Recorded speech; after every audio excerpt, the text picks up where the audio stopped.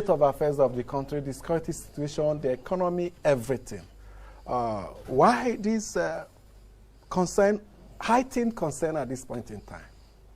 Yeah, one will say that not only my party, Nigerians have been shouting. We are in a very precarious situation in this country. We are actually in a perilous time. We've never seen what we're seeing in this country before now. Every facet of our national life is sick. From insecurity to the economy, to breakdown of infrastructure. And this completely has been threatening the very foundation of our beloved country. If you look at what is happening in this country today, at the end of the day, you will just know that it's failure of leadership. And at times, you look at it, failure of leadership at all levels, because once the head is rotting, the entire body is destroyed. The country is not only sick, but equally suffers from what I call a dreadful congenital abnormality. What does that mean? It means the country is suffering from a problem that is irrevocably not only contagious, but there's a possibility that there will be no redemption. Is this real or imagined? It's very, very real. As I speak with you, a few days ago, we had 400 Northerners were arrested in Abia at about 3 a.m. in the morning, moving in 35 buses. The implication of that is that information gathering in this country is dead. Because how will they move all the way from up north only to be arrested or accosted in the southern part of the country? Is it in Abia or in Ondo State? Abia. There's another one in Ondo State. Another one happened in Ondo State. So what we are saying is that we are in a very, very precarious situation, and all this boiled down to failure of leadership. And the body language of Mr. President, the body language of this government also is not encouraging. Because this particular government have the strength, but they do not have the will. They do not have the spiritual will, they do not have the moral will, they do not have the political will to be decisive and take action. For example, why Nigerians are disenchanted, why this problem may not see the light of the day, is because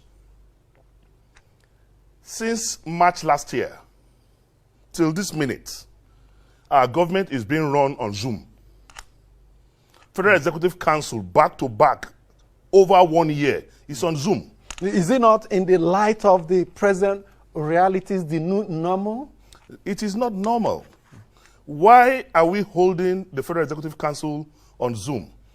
3 weeks ago, or 4 weeks ago, 797 billion was approved on Zoom. 1 hour 30 Zoom meetings.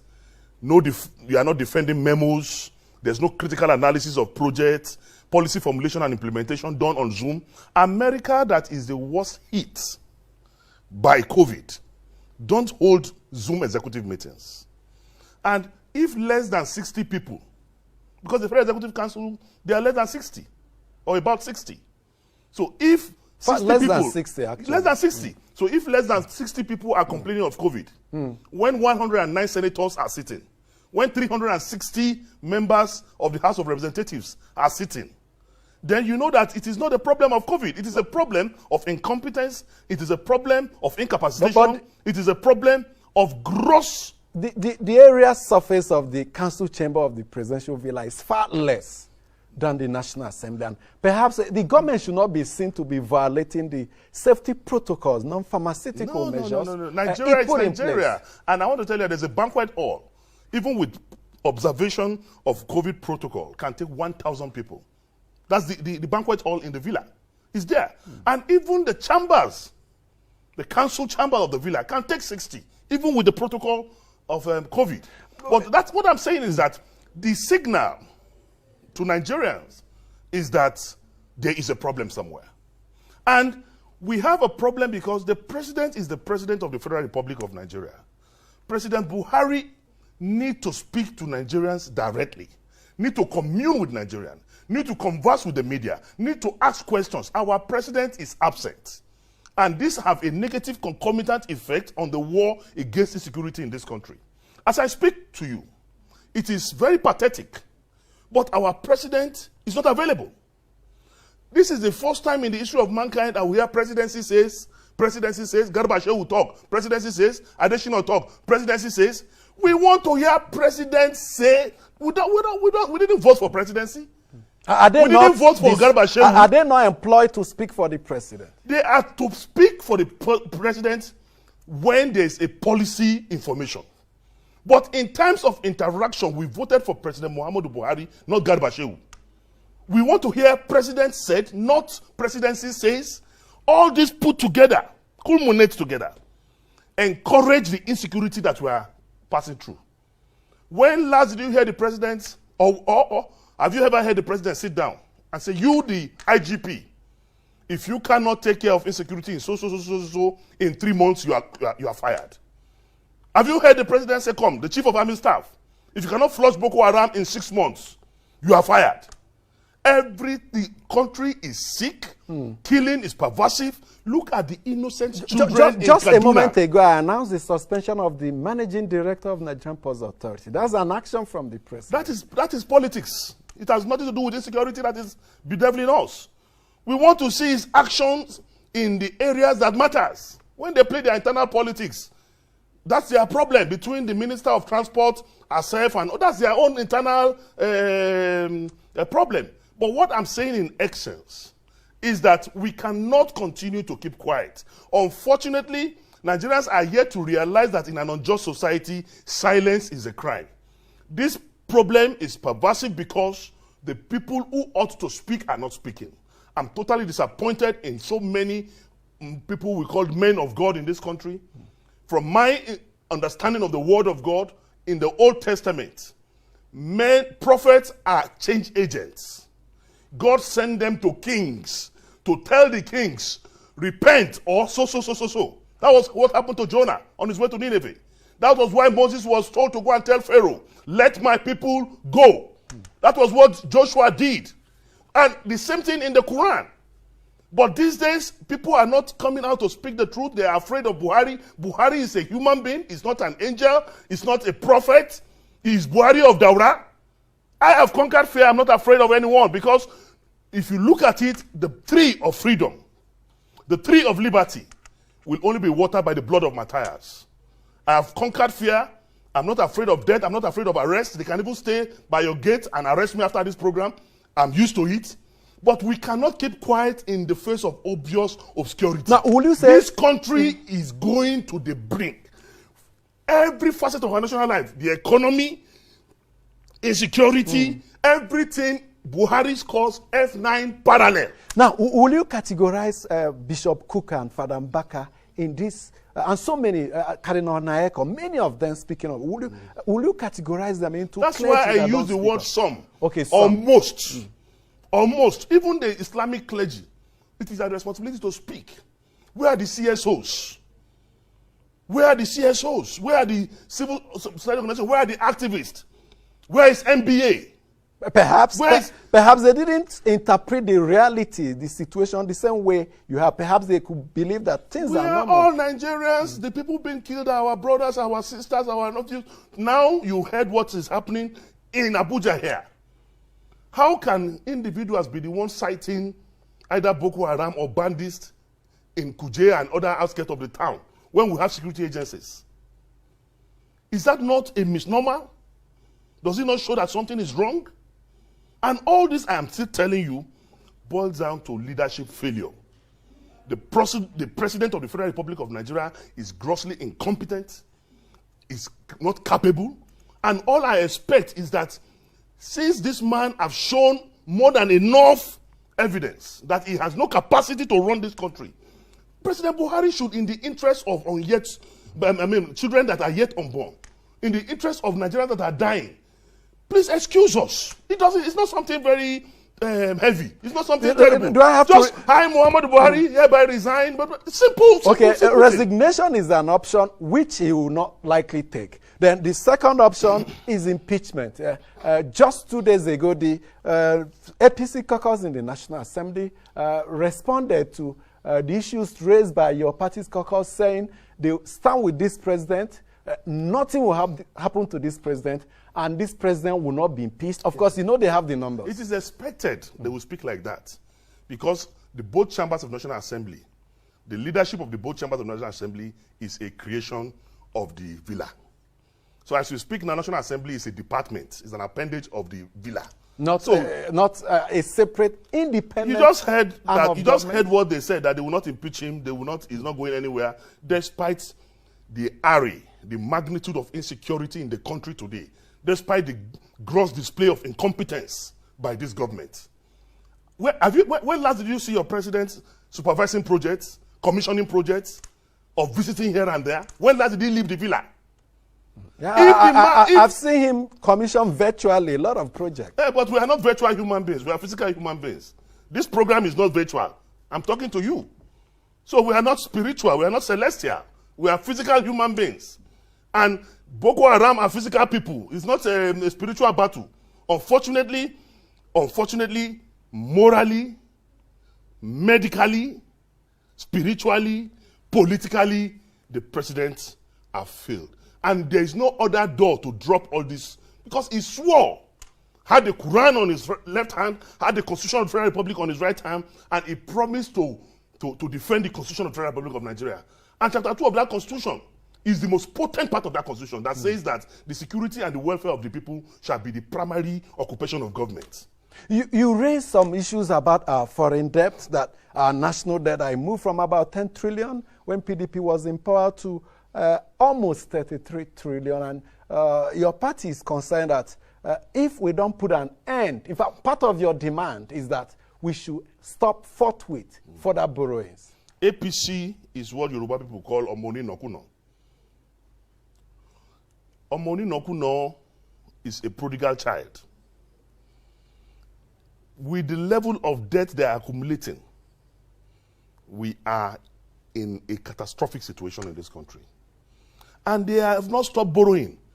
But the worst is that if you are borrowing for development, if you are borrowing for infrastructural growth, we can understand.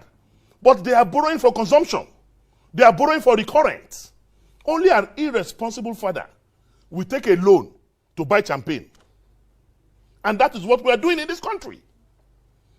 We are in a very champagne? Very dangerous. I've not seen any of that. I'm speaking is a figure of speech. Okay, I'm saying that we are borrowing for consumption. Okay. Show me all these borrowings all over the years. What tangible thing have come out of it? And the ones we are doing with China, a project that will cost 10 million naira. You go and say China is bringing, China will look at it, assess it, and say it's 100 million. That's what is happening. Nigeria will sign, say you, Nigeria, bring 10 million as counterpart your funding. And that 10 million Nigeria is bringing is what is enough to do the job. Now, then you will now owe them. This is a huge allegation. It's not a huge allegation, and I can buttress it. I can prove it. Because the same China is operating in some other African countries.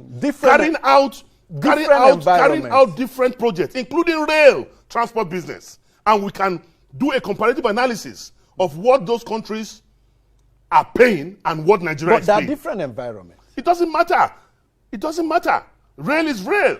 Those people even have a more complicated texture of soil than even Nigeria.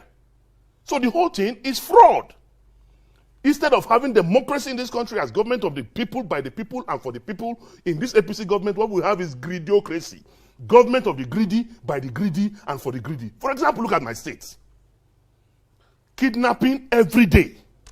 I was on TV the other day, I saw my governor told a compound lie that the kidnap of one of the local government chairmen did not happen in Kogi State. Something that happened in Kogi State. My own colleague, Senator Clifford Odia, was coming all the way from Edo. Within a space of 1 hour in Kogi State, he got attacked twice. even with his mobile policemen around him. 3 of them were hospitalized. He got attacked between Okene and Lokoja. He got attacked again between Lokoja and Abaji on the same trip. That's to tell you the magnitude of insecurity we have in this country today. And people are afraid. I don't know why. People cannot speak. I don't know why. Now, if you're concerned with borrowings and you want it to end, what about ways and means principle the central bank is using? You cannot give. That's the printing of currency. Let me tell you, a concern the to problem why we will continue to borrow, this government rather will continue to borrow, is that you cannot give what you don't have. In the whole of Buhari's government, from Security and Exchange Commission to CBN to Ministry of Finance to what's it called, budget and planning, all the financial sector of his government, there's no single economist. I challenge you. There is no single economist heading any of them. The head of budget office? I'm saying that there is no single. I'm talking on a live TV, and I am open to reaction. We'll find out. I'm telling you that there is no single economist. Once you give carpentry job to a tailor, it will not perform. I mentioned Akabweze, the head of budget office. I'm talking of management of the economic structures of the country. The budget office is critical to it. That is not answerable to a minister. It's answerable to a minister. I'm talking of the man whose box top on the table. Who verified that? Verify that. Who verified the status or the academic background of the Minister of Finance? Go and confirm. Confirm. There's no economist among them. Okay. And automatically, you cannot expect miracles to happen when you are operating a government of Zoom. Okay. By Zoom and for Zoom. Let's take a break. When we come, Zainab Ahmed, she read accountancy. Is there a link between them? Can't accountant function as economists? No, at all. Accounting is just credit and debit.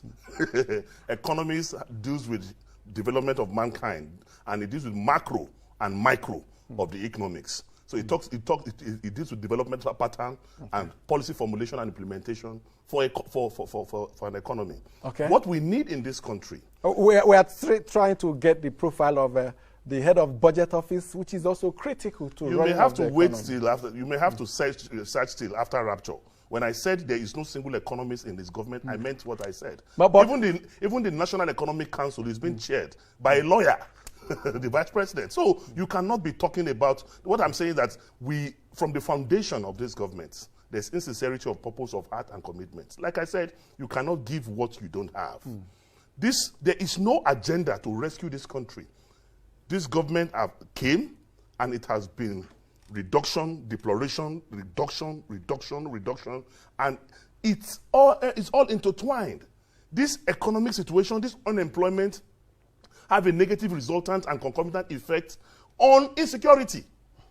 Unfortunately, we expected that the president, who was a general in the Nigerian army, will have the capacity to tame this government. But the behavior has been like a Boy Scout. I mean, the same Nigerian army that went to Sierra Leone, that went to Mali, that went to Liberia, the same Nigerian army that did well with the United Nations are the same people behaving today like Boy Scouts. It all boils down to the body language of the CNC, who is supposed to show some level of capacity. We need a president that knows what time it is in the world today. We need a president that knows what's up. We need a president that understands global politics and global economy. We need a president who will sit down and put square pegs in square holes. But in this country, with the way things are being run, automatically, we cannot, the president should just excuse Nigerians. We cannot continue like this. And we have to say it the way it is, not minding who's all this guard. Nigerians must come out through civil means and react to this level of insecurity. Look at children being killed, kidnapping everywhere, insecurity everywhere. And there's if there is hope. Just over last few days, the president held continuous for several days meetings with the National Security Council. Does it not suggest it has been like that a president who is committed towards having a firm grip of it has been like that over 5 years. And when they finish the meeting, somebody come and address the media in front of the villa, President Melaye. That is, for me, it has become a pattern. It has become a routine. What is the effect of those meetings? We are not seeing it. It took fire and brimstone. The president reinforced failure when the service chiefs failed in this country. When a coach fielded a particular players for 20 matches and there's no goal, and you continue to field the same player, then automatically you are sick. You are not okay. Then you are reinforcing failure in the words of Olusegun Obasanjo. We must move from this dead application of power by the APC. But I'm not surprised because it's not a political party. It's not a political party. You were part of behaving. You were with them for a long time. Yeah, not for a long time. Once I was blind, now I can see. All things have passed away. I cannot continue to be in an NGO because as I speak to you, APC have no elected national executive officers. So they are not a political party. APC cannot hold convention. They postponed their convention twice.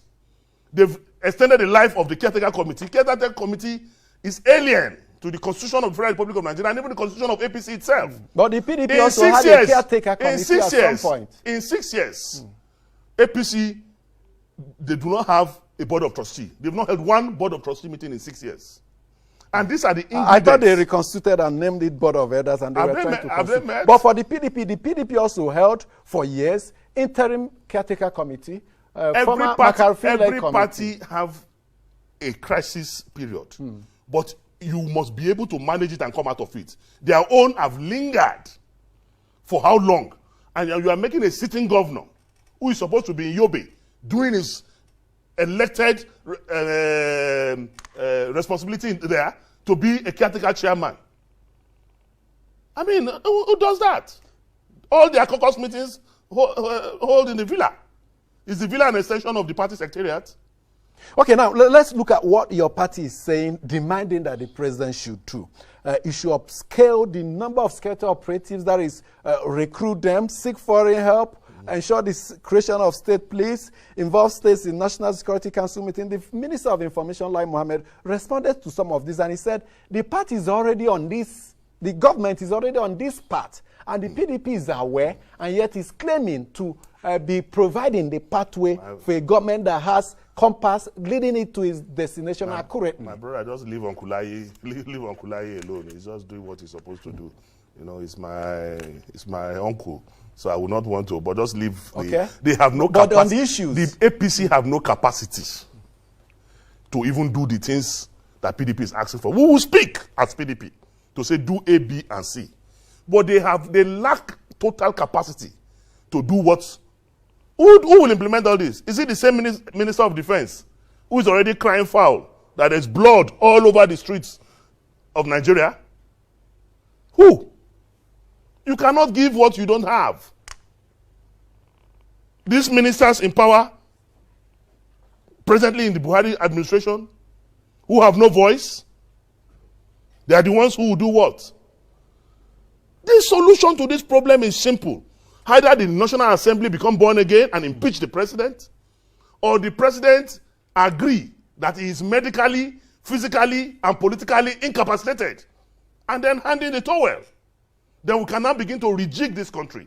We can now begin to work on the security architecture of this country. We can now begin to say, okay, let's even hold a national conference or something to create a way for us to get out of this insecurity problem. You're talking of national conference, and the presidency said some people are planning some conference where a vote of no confidence will be passed on the president and cause social upheaval and lead to the overthrow of the government. We don't need a conference to pass vote of no confidence. I'm in AIT here. I'm passing a vote of no confidence on Muhammadu Buhari, President of the Federal Republic of Nigeria.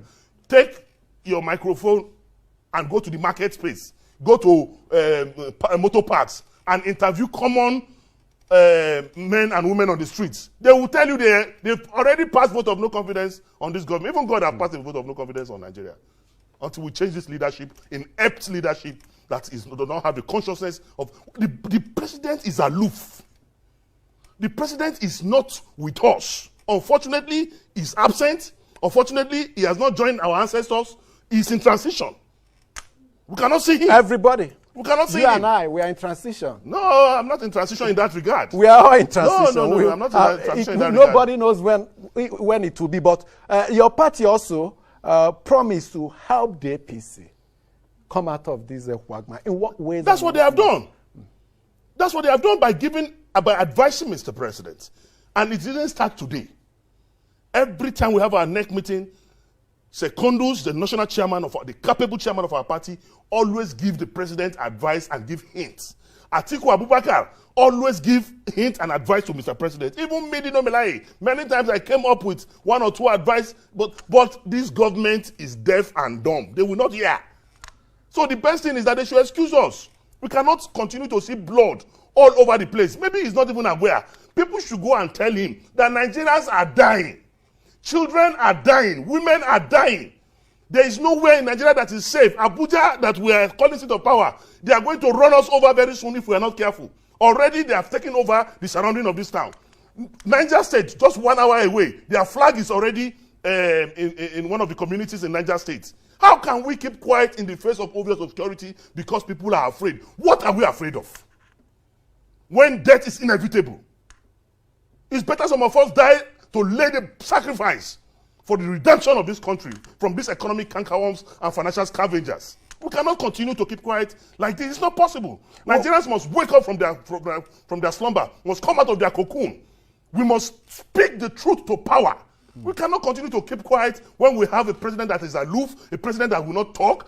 Who do we blame if not the president? Now, because if everything goes well, we will give him the credit. Now, let's talk on the solutions. To what extent will state police help to solve this? And how soon can we enshrine it in our statute? To a great extent, it will solve the problem.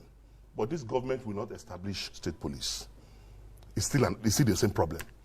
Look at our elections. In the 8th National Assembly, we passed the amendment to the Electoral Act. The president refused to sign. Now, the National Assembly said they will pass it in February, they will pass it in April, extended it to June. They are not going to do it. You're certain about it? I'm telling you, if we do not have a credible electionary process that will bring up authentic, progressive, intellectually mobile characters in all our elective positions, then where are we going to? Why would the National Assembly not see through the process of amending? What are they even waiting for till now that they've not passed it? They've held public hearings, both chambers, both committees on the Electoral Act. In fact, in December, January, they sat in a hotel in Abuja and harmonized. What make you reach that conclusion that all the energy they put in, they will because the leadership of the National Assembly as presently constituted, I said, is an appendage of the villa. If they finish, they will still take it to the villa. And if Villa say KIV, it's KIV. Is that the kind of country we're going to run? And Nigerians will keep quiet? And people will not ask questions? Everybody should keep quiet? Is that the kind of country we're dreaming of? I don't want tomorrow when my child grows up and asks me, Daddy, when Nigeria was getting bad, what did you do? I want to be able to say, I said A, I said B, I said C. Don't they have blood flowing through their veins? Are they not human beings? Can't they see the magnitude of killings that is going on? What are people still doing in this government that they're not resigning? Why? Okay, you also talked about creation of National Border Protection Force. That's apart from state police, you want creation of additional security institutions, and added to recruiting additional people. When we have the numbers, you think it will help to indeed lift up the security situation? It is known that we are under-policed in this country, and there's inadequate protection from the security agencies. So an additional provision of such security outfits will help us. The area that I thought the president was coming to fight was corruption. But corruption has been redefined in this government. This government have looted like no other government have looted in the history of this country. That's another allegation. It's not an allegation. It's not an allegation. We only qualify that after a competent court had declared so. Which court in Nigeria? Which court in Nigeria? We still have to rely on the courts. We have no choice. But with the story of what happened to Ononge and the whole thing that's happening, you know what I'm talking about. We are a sick nation. The only thing that can rescue this country is for Nigerians to stand up in a peaceful and civil manner and react to this satanic administration that is supervising the killings of innocent Nigerians. Now, it's very strong words they're bringing in satanic and they're not